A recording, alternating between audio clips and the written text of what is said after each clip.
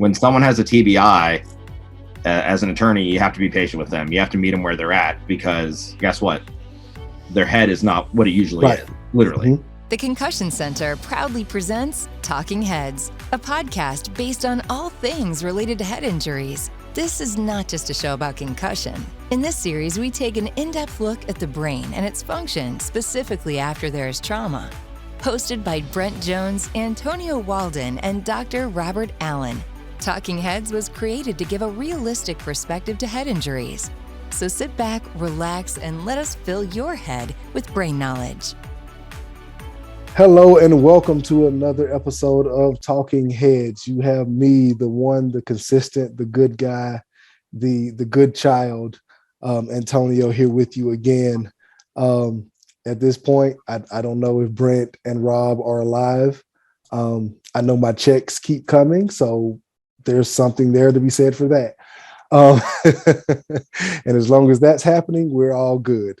But we are joined today by another one of Atlanta's premier attorneys here in the city, a guy who I've known for a little while now, who's always been one of the most passionate attorneys when it comes to fighting for the quote unquote little guy or his clients, a big PI mind, and I think an even bigger Georgia fan. So we'll see what he has to say about that by the end of the podcast. I hope it comes up. We are so fortunate today to be joined by, everybody knows him as just Billy. You're known by one name. You've reached a level that few have ascertained to. So welcome to Talk-N-Headz, sir. I appreciate that. You're going to make me have a big head by the end of this. Well, hey, we are fortunate to have you here, my man. Happy to be here. Awesome. So I'm going to jump into what we always jump into with attorneys, because we know this can always be a taxing and a rewarding career. So the rewarding side apart, what got you into law?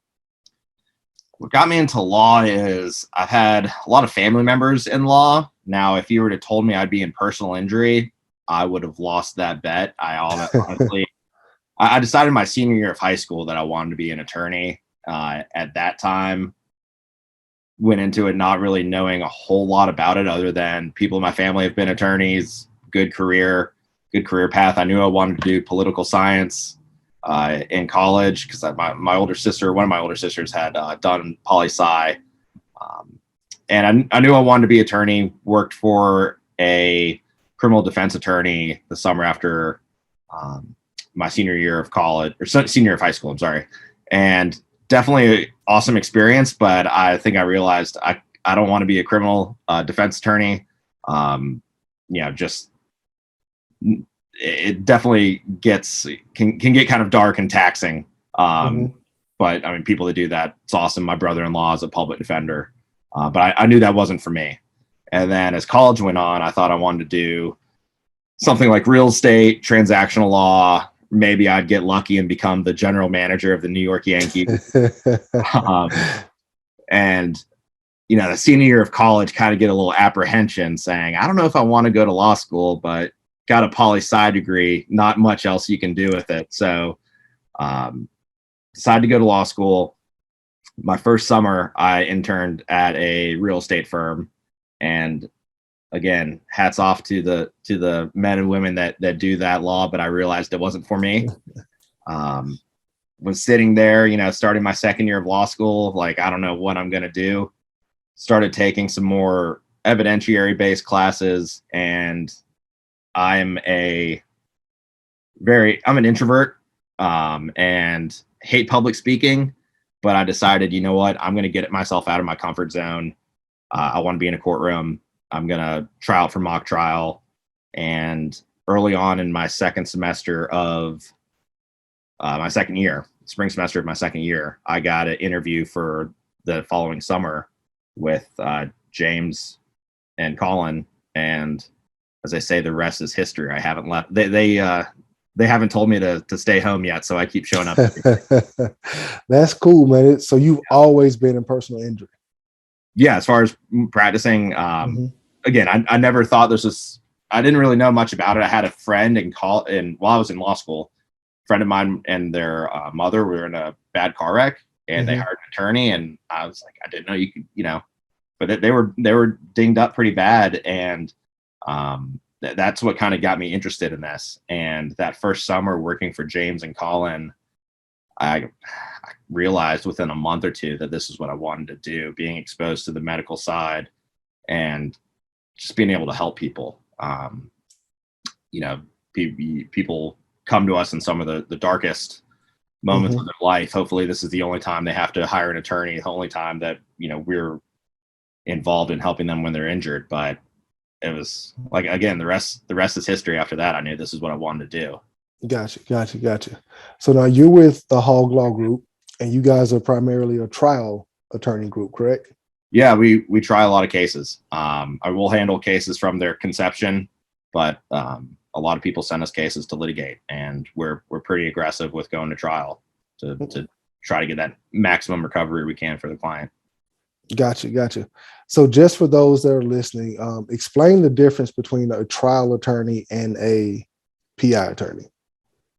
Yeah, so a trial attorney can kind of that's an umbrella for, could be personal injury attorney that takes cases to trial, criminal defense attorney, people who do employment law. But a trial attorney is actually going to go sit in front of 12 strangers and a jury and a judge, and stick their neck out and risk it all for the client.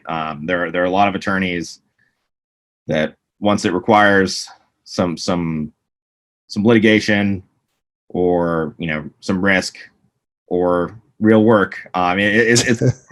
Prepping for a trial is not the easiest.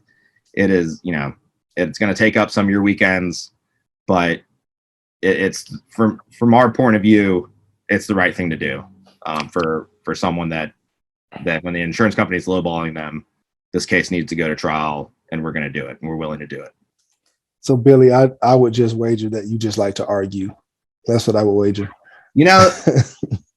I don't know if maybe like my alter ego comes out when I'm work. So outside of work, I am probably the most passive person you'll ever meet. I'm not going to put up much of an argument. The classic, oh, this kid argues a lot, they should be an attorney. I am probably the most laid back person, but in the courtroom, I can get a little feisty. Yeah. Okay. You mentioned the Yankees earlier. Are you a Yankees fan? Yes, Mr. Walden. I know that being raised in Georgia. Yes, I'm a Yankees fan, diehard one. Growing up in Augusta as a Yankees fan was not the most pleasant experience. I would be willing to wager you being a Dawgs fan and then in the same breath uttering the words Yankees would be what you call in the trial room a contradiction. Fair. I'm probably one of the few that's happens to be a fan of both those teams. But I have a defense for the Yankees fan, the Yankees fandom. My dad grew up in Erie, Pennsylvania, and grew up in the heyday of the Yankees, listening. Since New York's fairly close, they got them on the radio, and he grew up in the Mickey Mantle era, the Roger Maris era, when they were winning all those World Series. So he was a huge Yankees fan, and I didn't really stand a chance. There's a cool picture of me and my dad. He's holding me while I'm a baby, and he's got a Yankees jersey on. So the brainwashing started early on. And when I got into the love of sports, it was middle of the Yankees dynasty. Derek Jeter was my childhood idol. They were winning a bunch of World Series. So to this day, I watch him every night. Aaron Judge is the new Yankee legend. So he is. Here comes the Judge. Yeah. So you mentioned brainwashing, and I am going to coin that term as it relates to personal injury. So we've seen that over the last, let's just call it 15, 20 years, there's been a way things have been done in the personal injury space. And that being MRI, orthopedic, pain management, chiro. What is one, I guess, advancement that you've seen come along that has kind of sort of jarred some of that brainwashing loose that you were happy to see? Well, the treatment of TBIs has, just since I've been practicing, Antonio, it is I did not pay him to say that answer. I did not give him a cue card or anything. If you're watching the video, you'll see he came up with the answer on his own. Continue. No, it's true. I mean, I'd say within the past 2 years, the focus, I mean, it's always been around. No doubt about it. I think the advancement of it in sports has helped bring that to the forefront of people looking for that, whereas previously it was swept under the rug. And I think of, this may be a controversial statement because he may be temporarily canceled, but Will Smith's performance in the movie Concussion. I was in law school when that came out. I had just taken evidence, and I think one of the opening scenes is he's in a courtroom and he's expressing his expertise. He's talking about his background, his training, and I was like, oh, I just took an exam on this exact scene. But that movie, honestly, it may sound cheesy, but that kind of got my brain thinking about that. And in that movie, it shows what happens when these things are ignored, repetitive, violent motions. And you had, the toughest of human beings were crippled by something that is not necessarily tangible to them. Has to be frightening. And, the concussion protocols that sports have, major sports leagues have put into place, and probably still, I mean, the knowledge of TBIs and brains, I don't know if we've even scraped the surface of it yet. Right. And that's what I thought about when you said earlier that it's always been around, because that's absolutely true. It's always been here. I mean, think about to the invention of football. They played with leather helmets. Like what? Now with leather on, of course, there's research that shows they naturally kept their heads out of the way, but still there has to have been damage, but we just didn't know what we were looking at. And like you said, I think the more we dig into it, the more we understand it, and the more that we will see how, like you said, crippling it can be. And it just makes me wonder what other ailments are out there that we haven't start looking at. And it's kind of interesting once you look at it from that perspective. Exactly. There are some times when I first started practicing where I'd see a client was diagnosed with a concussion, but the doctors didn't do anything about it. And what good is that? So the advancement of the doors that have opened for clients to get actual hands-on treatment for this TBI. Whereas when I first started practicing, if you want an appointment with a neurologist, they'll probably see you in about 3 to 4 months. Right. Now, good luck, getting the care and attention you need. You're going to wait in line for 4 months, and then we'll go from there. The access to it has increased tremendously within the last 2 to 3 years. Yep. And what would happen over those 4 months? Oh, my head no longer hurts, so I think I'm healed, and you're actually not. So yeah, you're right. And then access, but with access comes, of course, the how shall I put this? The taking advantagers. So you have to be careful about those as well too. And like you said, with education comes clarity, and with clarity comes correction and direction. So we've seen that in the market where at first there was a plethora of head injury options. But like you said earlier, the more we became aware of it, the more we learned about it, we learned, okay, well, that's not the avenue to go. This is a better avenue to go with it as well too. So yeah, I think you're absolutely right about that. Sports is really shined the light onto it, primarily football. Do you know what sport reports the most head injuries, TBIs, concussions? As far as sport, I know one of the leading causes of, well, I guess that'd be more spinal sport. I mean, I can maybe hockey or maybe soccer. Close. Women's soccer. Women's soccer. Mm-hmm. Yep. No, I mean, hockey and everything else, you're all padded up and somewhat protected. Yeah, women's soccer, because their neck muscles aren't as strong. So the head isn't as stable. So it moves around. I've had attorneys that were astonished that when I would sit down and talk to them, they'll say, well, yeah, we just have a lot of whiplashes. I was like, well, do you know a whiplash can cause a concussion? And they would say, well, what do you mean your head didn't hit anything? Doesn't have to. It doesn't have have a whiplash. Yeah. And then they're like, oh my God. I was like, yep, exactly. Yeah, and that's where monitoring clients' symptoms is huge.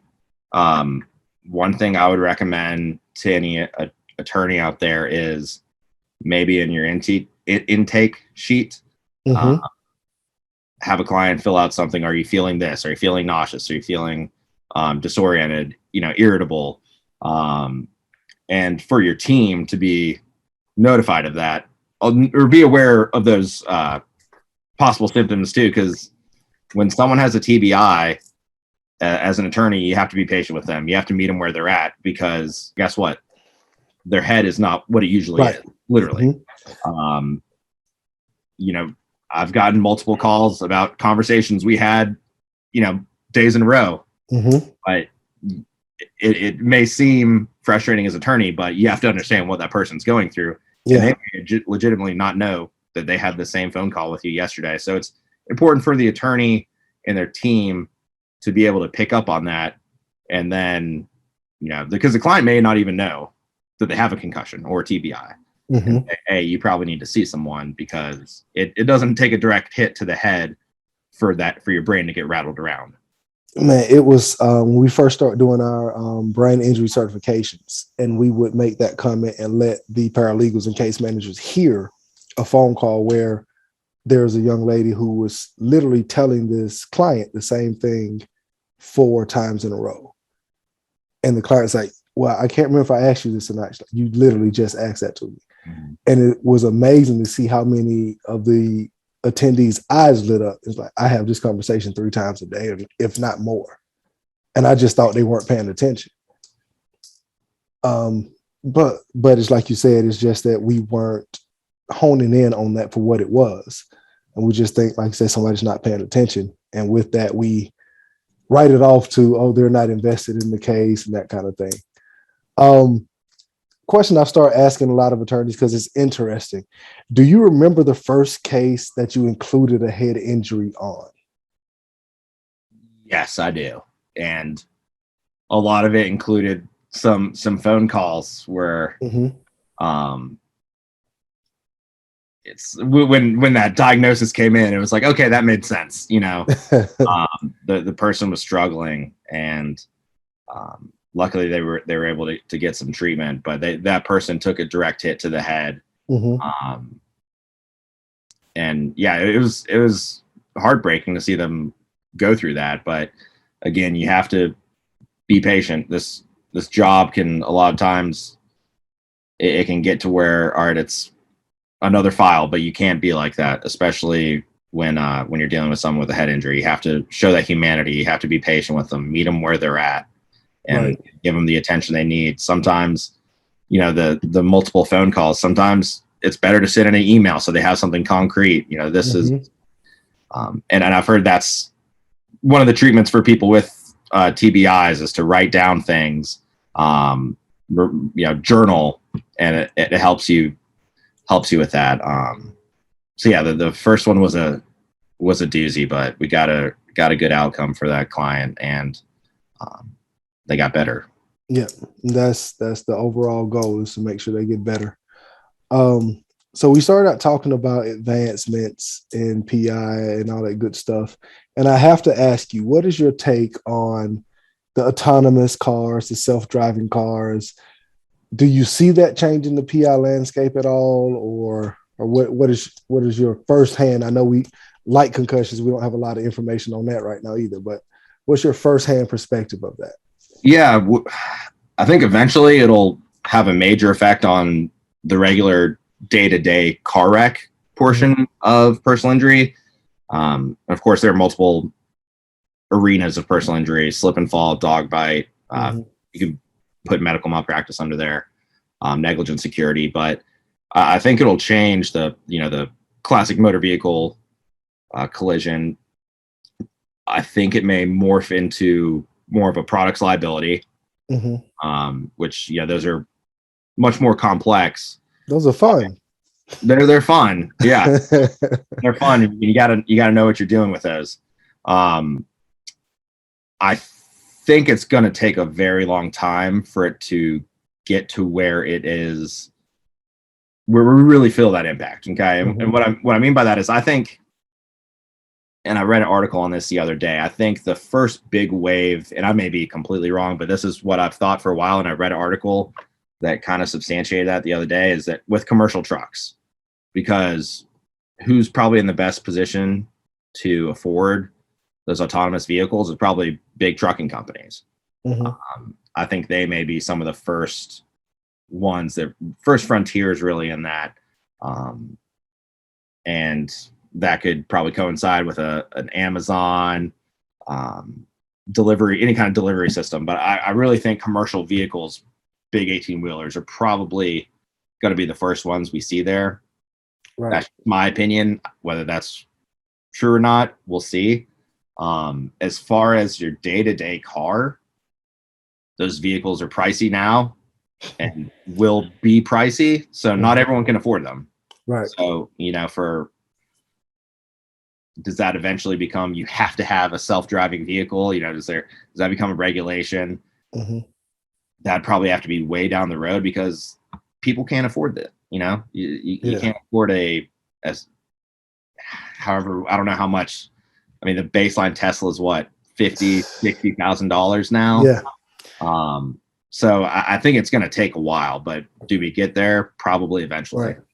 And I mean, the Tahoes and the Yukons that have that self-driving function on it, those are like 80, 85. Yeah.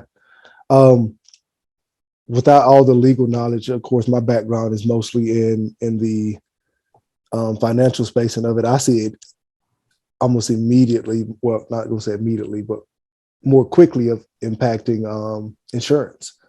Like the 25K policies, they're going to have to go away, because the more and more you get this type of technology on the road, the more the price of the cars are going up. Yeah. So I see it affecting the policy limits, which then affects the settlements, which then affects more of the arguing that you great trial lawyers have to do. But that's where I see the most, I guess I'd say, immediate impact of it is being seen on the consumer end for us. Because we all know at the end of the day, when it comes to insurance, it's called shared risk. So whether I've had an accident or not, my rates are going to go up when I renew. and that's the thing. If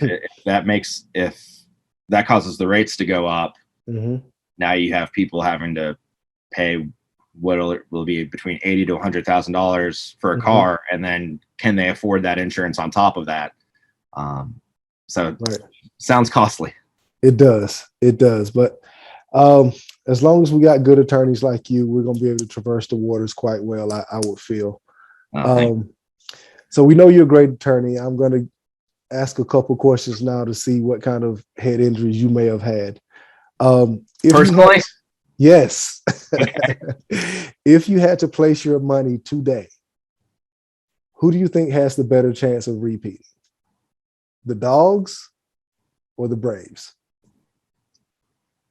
The Dawgs. And do you want me to give my reasoning behind that? I don't dislike the Braves. The Braves are my second favorite team. Before I get a lot of hate, I want to say that baseball, I think, is so, the best team does not always win. And again, I'm not hating on the Braves. Shout out to Moneyball. Yeah. The Braves struggled for a lot of last season, but baseball is about who's hot in October, or September leading into October. The Braves were hot. They're amazing. Again, also as a Yankees fan, if the best team were to win every year from the early 2000s to 2010, we would have won the World Series every year. But that just doesn't happen. It has to do you have the best pitching and timely hitting, and are you the hottest team at that time? It's not about which team can hit 1,000 home runs that season. So I think, and with Kirby Smart being the amazing genius that he is, our defense, obviously no defense is going to be as good as that one was last year. But I think if we win the national championship, it's going to be I think people are going to be surprised with how explosive the offense is. with still a good defense. Right. Because the recruiting, it's another 4 or 5 star in for a previous one. I think Kirby leads the Dawgs back this year. Okay. If you weren't an attorney, what would you be doing? I think I would have gotten into medical device sales. Okay. I have a few friends that do that, and it always intrigued me, and I think I would be good at it. A mixture of the medical knowledge that you have to know. I know some people that get to go into surgeries for them. I think that'd be really cool. I've always kind of geeked out on that stuff. Mm-hmm. I'm the weirdo that, if my clients had some kind of operation, I'm pulling up the YouTube to learn about the procedure and see what it actually looks like. So I would say probably some kind of medical device sales. Gotcha. Yeah. Gotcha. Well, hey, we appreciate your time. I always like to end the show by giving you the opportunity to shout out anything you want to highlight, any upcoming speaking engagements, any new things there at the firm, any social media you want to throw out there, any contact information. The floor is yours. I appreciate it. One thing that I don't think we've really done the push yet, but Colin Barron has become a named partner. So our official name is changing from Haug Law Group to Haug Barron Law Group. So that, our logo will be changing and everything, but huge accomplishment for Colin. James and Colin, amazing attorneys, and I've been blessed to learn from them. And just kind of, I say I fell into this job in this firm, and it's been a blessing. They're 2 great guys. They're like older brothers to me. Emphasis on the older. I'll take a little jab at it. And yeah, so the official name change is coming soon. And if anyone ever needs help or a free legal consultation, we're more than happy to review it for them and fight for them. And same thing goes for attorneys. We take pride in how we can improve offers, improve results for our referring attorneys. If there's ever anything we can do for anyone, just give me a call and let me know. Gotcha. So what is the best way to contact you guys there at the firm? Is there an email address, a phone number? Phone number is 470-258-1322. That's our direct phone number. And if anyone ever needs me, they can email me at billy@hauglawgroup.com. And that's HAUG. Billy is the only person I know of that has a phone number memorized off the top of his head like that. I panicked for a second. I was like, what's our main number? Got it. Besides my mom's number, I have nothing else memorized. And I've only had that memorized because it's been the same since I was 6. Yeah, so. My parents still have a landline, and I've got that one memorized. Correct. I think that and my personal cell phone are the only 2 I know. Correct. And our office main number. We would be the same there. So I need to memorize our office main number.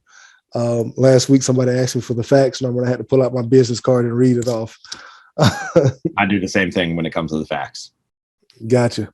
Well, hey, we appreciate your time there, Billy. We're going to be doing that fantasy football again this year, so I look forward to pummeling you and pummeling your older brother again as well. Yeah. Yeah. Even though I still say there was some shenanigans between some of those trades that went off. Yeah, the Nick Chubb trade. There was some shenanigans there. When your boss says he wants you to trade him Nick Chubb, you don't really have much of a choice. Yes, you do. You can say no. Oh man, but hey, it was all in fun, man. We're gonna do it again this year.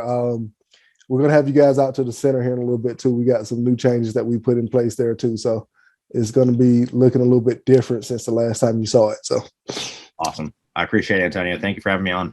All right, guys. This has been another amazing episode of Talk-N-Headz. Hope you enjoyed it.